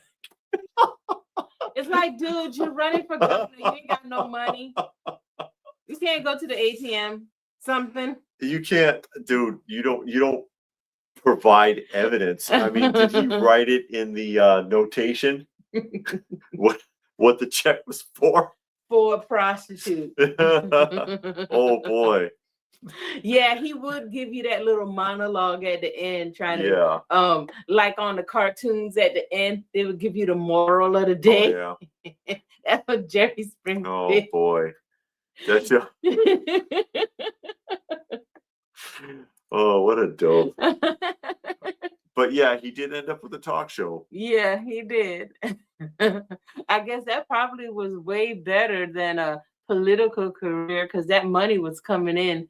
And then they did a movie. I can't remember what movie it was, but in the movie, the people in the movie were going on the Jerry Springer show. So he was there in that whole setup. And then they went on the show. And they worked that into the movie. I wonder how much the check was. Oh my God. Nobody cared about it. It was like $30. Nowadays, he'll be elected. Yeah, he would. Nobody would care today. They need to make a new Days of Our Lives, but this time relevant to today. Oh my God. What about Monster Movie and Cheesy Movies host Elvira, Grandpa Monster, and USA Up All Night hosts? They don't do any of that stuff anymore. No. Well, the closest you have is Riff Tracks. The closest you had was Riff Tracks. Yeah, Riff Tracks. Currently. Yeah. But I mean, they used to do a lot of that stuff. The original MST3K and Elvira, which I do remember watching Elvira. I don't remember. I never saw Svengoolie or any of those other ones. I didn't get them where I was. William Shatner had a thing like that. I've seen the clips. Hosting movies. Yeah, I think William Shatner had a show like that where he hosts the movies, but I think they were. I don't remember. Yeah, it seemed like I saw that on one of them streaming networks. That we got. Let me look it up. Gilbert Gottfried did too. Oh boy. Gilbert Gottfried was the host. Is he still alive? No, Gilbert Gottfried has passed away. Because he had that really weird voice. Yes. Oh, Ringmaster was the Jerry Springer movie. Oh, okay. Ringmaster. I want to know how much the check was for. Oh my God. I was like $29.44. Oh my God. pay to the order of. Can you What is make it out wrong to with you? cash? What is Oh wrong my with you? God. Oh, Saturday Morning said Leslie Nielsen hosted 3 Stooges shorts. Really? Yeah, I never saw Svengoolie. I know a lot of people have asked me, and I'm like, no, I didn't see that in Boston growing up. Never even really heard of him until I was older. But I've never seen anything with Svengoolie in it. And I know there was other hosts, you know, that was a popular thing. Yeah. William Shatner's Full Moon Fright Night. William Shatner adds campy flair to old horror movies. And it had 1 season, came out in 2002. Oh. It's over there. Oh. Okay. I do not remember. 2002. Yeah. He's probably the last one to do it. Yeah. Because people, again, except for MST3K, which is a spin-off of a spin-off of a spin-off of a spin-off, or rather, not MST3K, Rip Tracks is a spin-off of, like, because it's gone through like a half a dozen incarnations. Yeah, Robert says Gilbert Gottfried did USA Up All Night. Okay. Really cheesy movies. Yeah, I bet. Yeah, probably on. Yeah, I think so, because I always go through Tubi to find stuff, and it's always stuff. I know it's on one of those free streaming networks. Carrot Top. Oh no. Carrot Top doesn't need to do anything. Carrot Top is a prop comic. That is the lowest form of life. But he had a lot of surgery done, so he looks real weird now. Oh, he did not, because if you ask him, he will tell you he has never had surgery. Saturday Night Dead, and Gilbert Gottfried was on there a couple of times. Okay, we had a local show called Saturday Night Dead, says Racer, and Gilbert Gottfried was on there a couple of times. Okay. Yeah. Carrot Top denies any surgeries or any alterations. He says it's just because I work out a lot now. That's why. It's because I work out. I haven't had any surgery at all. But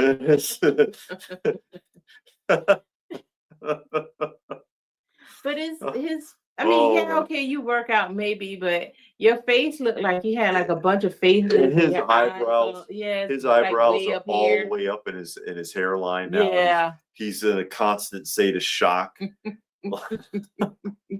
Like, no way, dude. Oh boy. God. But yeah, he's a prop comic. I'm like, how did a prop comic get to be famous? But then again, how Howie Mandel was a prop comic.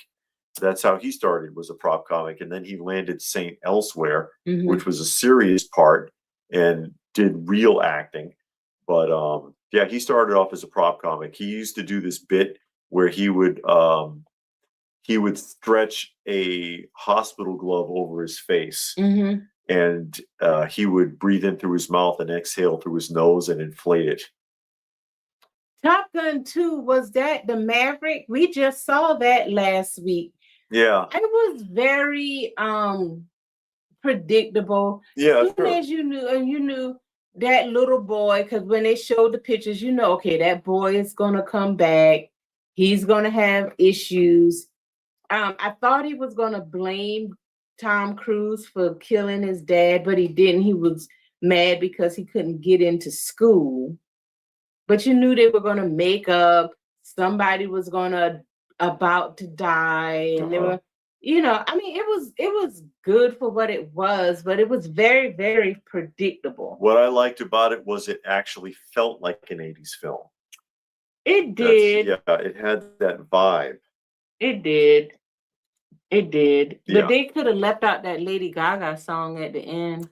I think that the last song should have been Take My Breath Away, because it would have fit. But Lady Gaga did not need to have a song in that film at all. Didn't need to. Yeah, he could be Lionel. Yeah, but the movie was, I don't understand who that lady was behind the bar. I don't know who she was. Hi, Sight Beyond Sight. How are you?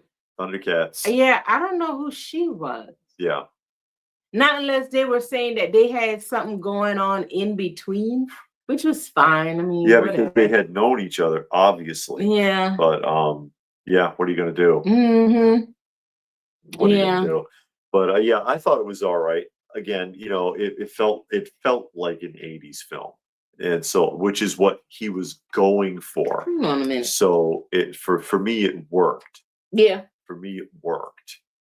I mean, once I got past the whole, this is very predictable, I was all right with the it. first one. I mean, Yeah. that's the classic formula. Yeah. And so a lot of them are predictable. You kind of know, Yeah, or have an idea of how the direction things are going to go. So that it's not so bad.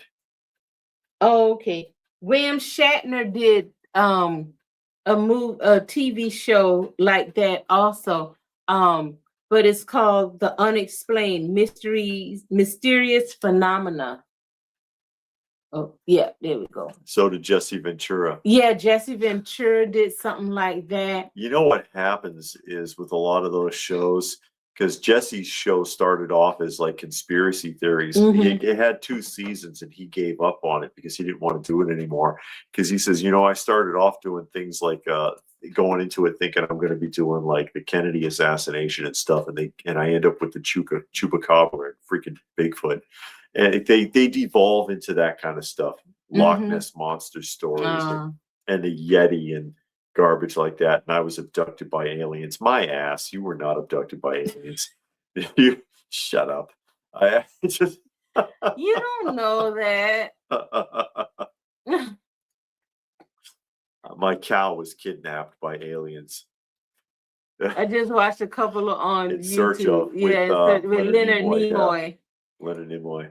Yeah, I like I said earlier, I like a good conspiracy documentary. I like conspiracies, but and that's why I kind of like unsolved mysteries too, because you got some conspiracies, you got some unsolved crime, but then they start tiptoeing with that Loch Ness monster, So and so's hotel is haunted by a Confederate soldier, and they talk about the Yeti and people going somewhere to go find the Yeti, and they got footprints and seeing all kinds of stuff. Seeing dead relatives on their blank TV screens. And crap. And I'm like, that didn't happen.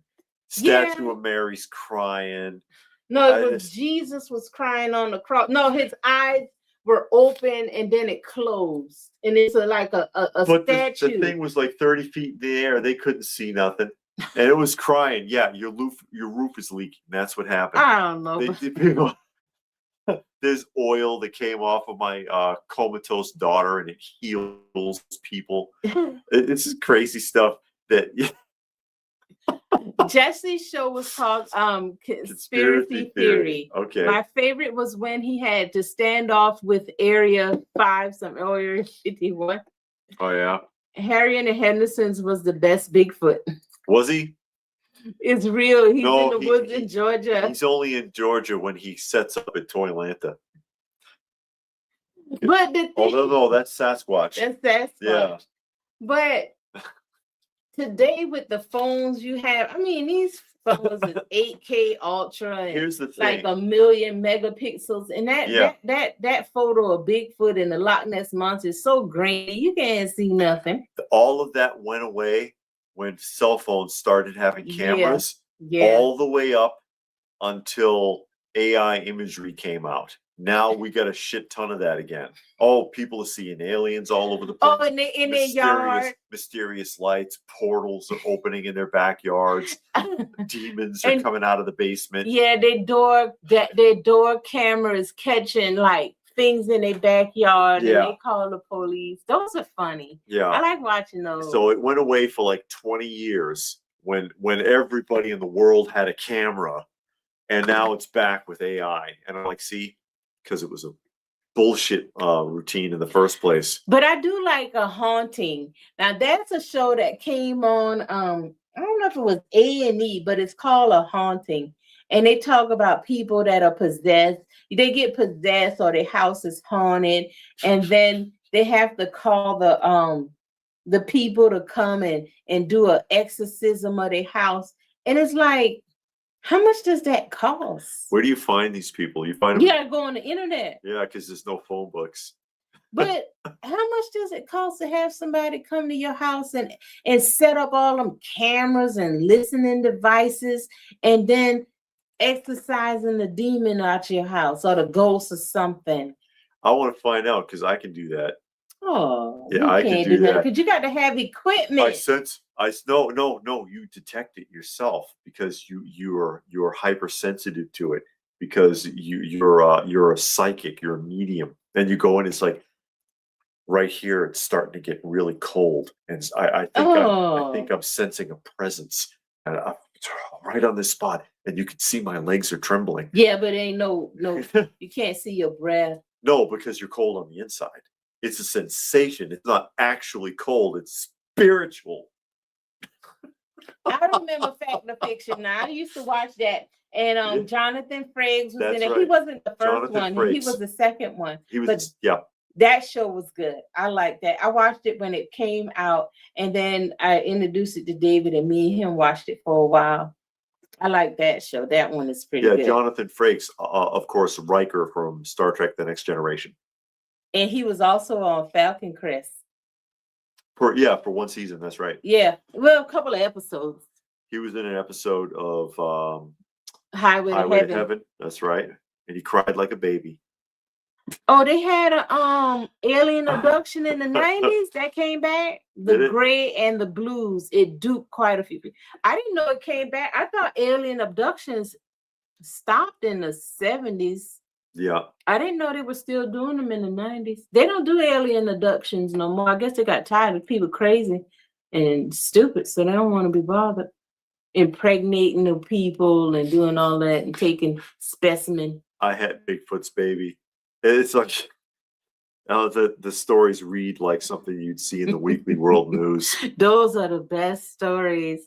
I mean, yeah, they're fake, but they're still fun to read. Yeah, but they don't deny it's fake in the Weekly World News. That's true. That's the thing. Those tabloids didn't, they knew they were fake, and they didn't try to pretend to be real. And I guess that's also what made it funny too. They didn't take themselves that serious. They weren't like contenders, but it was good. It was some good reading. Yeah. No, for a fact. Rich says that the ghost hunters have a script. And my favorite, one of the ones I saw, I don't know if it was Ghost Hunters, they had a ball in the middle of the room and they were filming it from across the room, and they were saying that you could see the ball starting to move. I could put a basketball in the middle of this room and sit all the way in the corner and blow on it from 10 feet away and move it. Well, you got Superman breath. You can't blow way across the room. She's laughing, but she's seen me do this with balls. Okay? I've never seen you do that. Have. You've seen me do that. Blow hard enough for the ball to start, because it just moves just slightly. And it, like, you can see no one is touching the ball. It's starting to move. Yeah. What is wrong with you? Anyway, now I like the Lizzie Borden one. The Lizzie Borden is good. See, Sight Beyond Sight got some psychic ability. So you never know. And then you got the medium, the Long Island medium. She'll see people out in the store. Oh, I bet she will. She'll read your palm too. That money would be better spent on home inspection, says Eric. Yeah. Exactly. Oh my God. What was the place in Russia the whole family murdered after the maid quit the day before that? I never heard of that one. I don't know. Yeah, I did too. I love guessing which stories were real. And most of the time I was wrong. Yeah. It was called Fire in the Sky. And this Stone Sour made a donation to the channel. He says, I saw the Highway to Heaven homeless kid episode. That's the hardest one to watch. God, yeah. That boy, when he put the candle in the slice of bread, because it was his birthday, and started praying, and it's like, oh my God.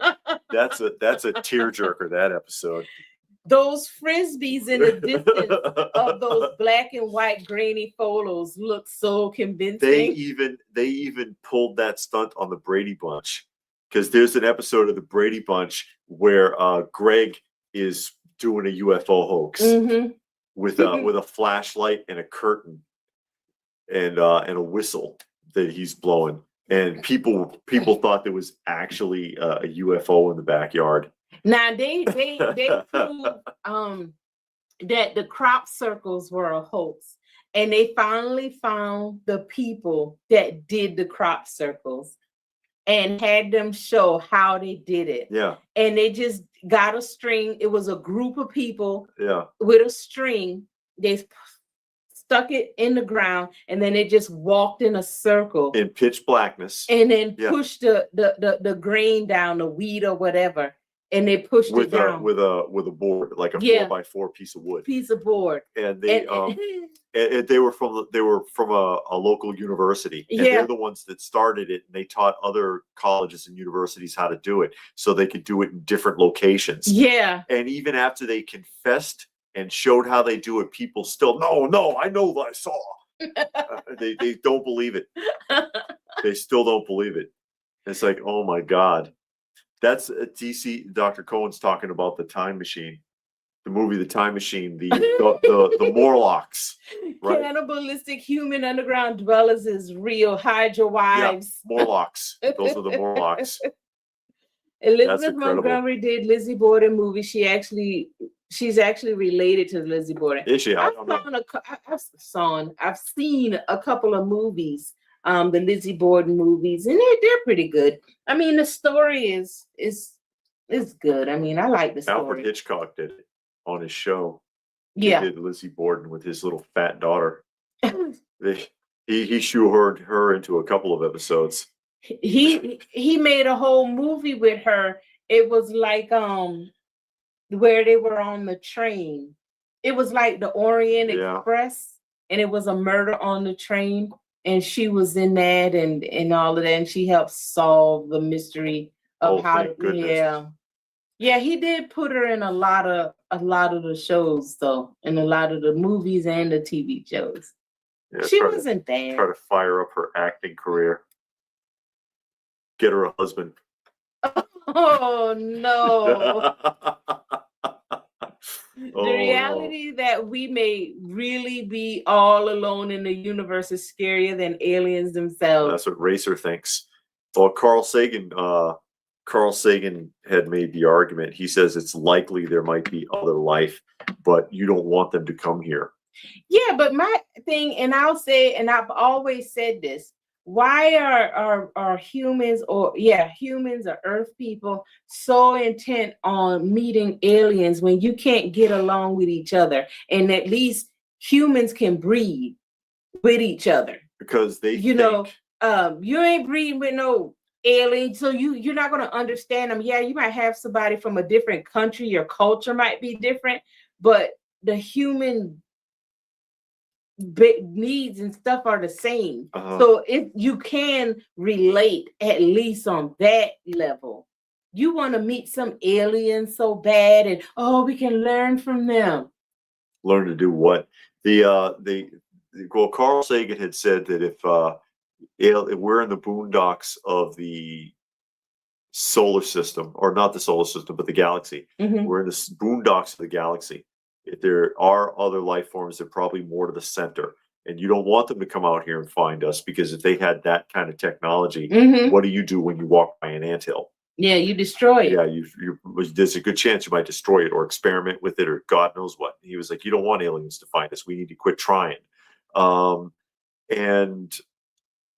the other thing is that the reason that people are so determined to find aliens is because they think that it's going to somehow make things better, like we're going to steal their technology or something, or we're going to somehow beat them like an ID4 or whatever. And it's like, if they can traverse the universe like that, we're not beating them at anything.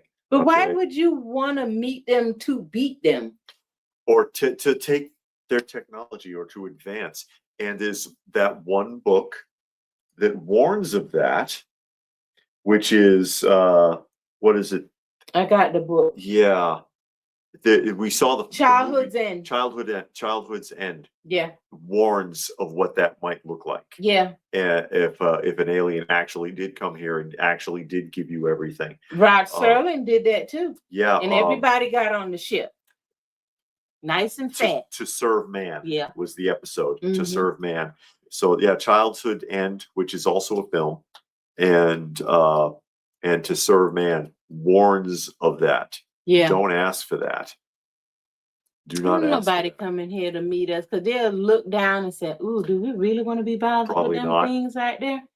Rich look- says they're octopi, the aliens. They can communicate. We just don't know what they're saying. They communicate by flicking light at each other because they can change colors. They smart enough to get out of that cage and go do what they want to do and come back and lock the cage back. Yeah, I know. They had those hidden cameras in that one aquarium because fish kept disappearing. They didn't know what the hell was happening. Yeah, they couldn't figure it out. The octopus was sneaking out and eating them. Like in the Predator Aliens movie, they take the technology to use against people. Yeah. According to They Live, aliens are already here with us. Yeah, he's right there. Obey. Yeah, that's right. They Live. Roddy Piper's best film. How many movies was he in? I don't remember, but they were all really shitty B films. Really? It's riff tracks worthy movies. Really? I remember Except for that one. I remember him leaving wrestling to do it because they announced, yeah, this is Roddy Piper's last match. He's going to go be a big superstar in Hollywood and all of that. And then he was gone for a while and then he came back. And they were like, welcome back, Roddy Piper. And then he was a face when he came back because he was a heel when he left. Can you ask McDonald's to up the weight on their patties? Here is 45-gram Big Mac. Why can't we go 260-gram patties? Well, it starts out that way, but then when they fry it, it gets lighter. The thing about UFOs I don't get is who gave the aliens the lights? I don't know. Raccoon wants to know. I have no idea. It's all who knows? Who knows? Or if you listen to certain like Christian shows, they think that there are no aliens, that's demons flying around in the atmosphere. When we lived in Illinois, that's right. I used to work at night and I used to listen to this one radio program. And I used to listen to it because it helped keep me up. It was a talk show. And they talked about aliens. You called in. It was one of those call-in radio shows. And people would call in all night long. Of course. About aliens, Bigfoot, this and that. And I'm like, is this real? Because I only ever heard that type of program on TV. You know, when you're watching a movie and they want to talk about the weird guy who believes in aliens, then they would have a radio program and then the DJ or the announcer didn't believe it, and then something happens and they say, oh yeah, we got Carl, he always calling in. It was like that. I mean, now the radio announcer, he didn't act like he didn't believe. He wasn't rude or nothing. You know, he would just put out a question and people would call. Yeah, Art Bell's Coast to Coast out of Seattle, Washington. Okay. That was it. And that thing came on. I listened to it because it was in a lot of stuff on the radio at night, in the middle of the night, and it would come on. And but I would listen to every like talk show, because if you listen to talk show, if I listen to music, I could fall asleep. But that thing came on and I was like, oh my God. Yeah. People actually believe this? People believe a lot of stuff. People think the world's flat. I mean, what do you want? Oh, they got videos of his show on YouTube. Oh, wow. Yeah, I used to listen to that. And I was like, oh my God, I don't know if I could take this anymore. So, I mean, like if every heavenly body is round, why is the earth flat? I don't know. Every heavenly body is circular or ovular. And but the earth is flat somehow. And you can actually, if you're out on the ocean, you can actually, if you're way out in the ocean, like on a cruise, you can see the curve at the very edges. You can see it curving out. So it's like, what the hell? Yeah. But whatever. But that show was interesting, that Coast to Coast. It was, and it came on like after 12 o'clock. And that's basically when I started listening a lot to the radio, because that's when you start getting tired, between 12 and 5:30, because I got off at 5:30. So I listened to every talk show there was. And oh boy, I listened to everything. And that one, it was good, but I'm just like, I can't believe it. This sounds like what you hear on the movies. Yeah. That's all I could think about. The movies, because that's when you heard that kind of stuff. So. And you don't know if the people who were calling in were serious or not, or just making shit up. Yeah. You don't know. Yeah, you don't know. But because people will invent anything, and they'll make up a story and they'll stick to it. Yeah, and then they had the big Area 51, like we were gonna go and storm it because they're gonna tell us what's in there. Good luck. You know? Good luck. It is an Air Force restricted area. Well, it's a federal base. If you want to get shot to pieces, you go ahead and you go past that fence and see what happens. So, I mean, most of Nevada is owned by the government. It's all sanctioned off, and because they did a lot of testing out there, especially the Air Force. So I've heard of Dr. Demento. I don't know who. Yeah, Dr. Demento is the guy who introduced the world of Weird Al Yankovic. From his radio show. Yeah. Oh, okay. From his radio show, because he would play humorous. Because obviously Weird Al Yankovic's not the only songwriter to do parodies of songs. Yeah, one guy. Yeah, so a lot of people did. A lot of people would do that, but they weren't as well known as Weird Al Yankovic or Al Sherman, for example, was well known for a while. But yeah, he would play all kinds of stuff like that. Ray Stevens did that a lot. Yeah, the Dr. Demento show. Oh, okay. But anyways, we've been on for just over 2 hours. Oh, wow. So we'll go ahead and sign off. I'll remind you guys that we did the live stream from the Retro Toy Swap this morning. If you haven't seen it, we did. We will be doing. See, you made me lose my train of thought jumping around. Oh, okay. It's all right. I did also. So the live stream from the Retro Toy Swap is up. The Easter specials went up today, and we have another live stream that'll be going up next week from a show. I don't know if we're doing the comic show or the record show. So we'll be doing that next week. So watch out for that. I wanted to say special thanks to Pastor Rick and to Stone Sour and to Robert for making donations to the channel. Always appreciated all the help we can get taking care of our feline friends. So we'll go ahead and sign off. Thanks for joining us, and we'll try to do this again sometime soon.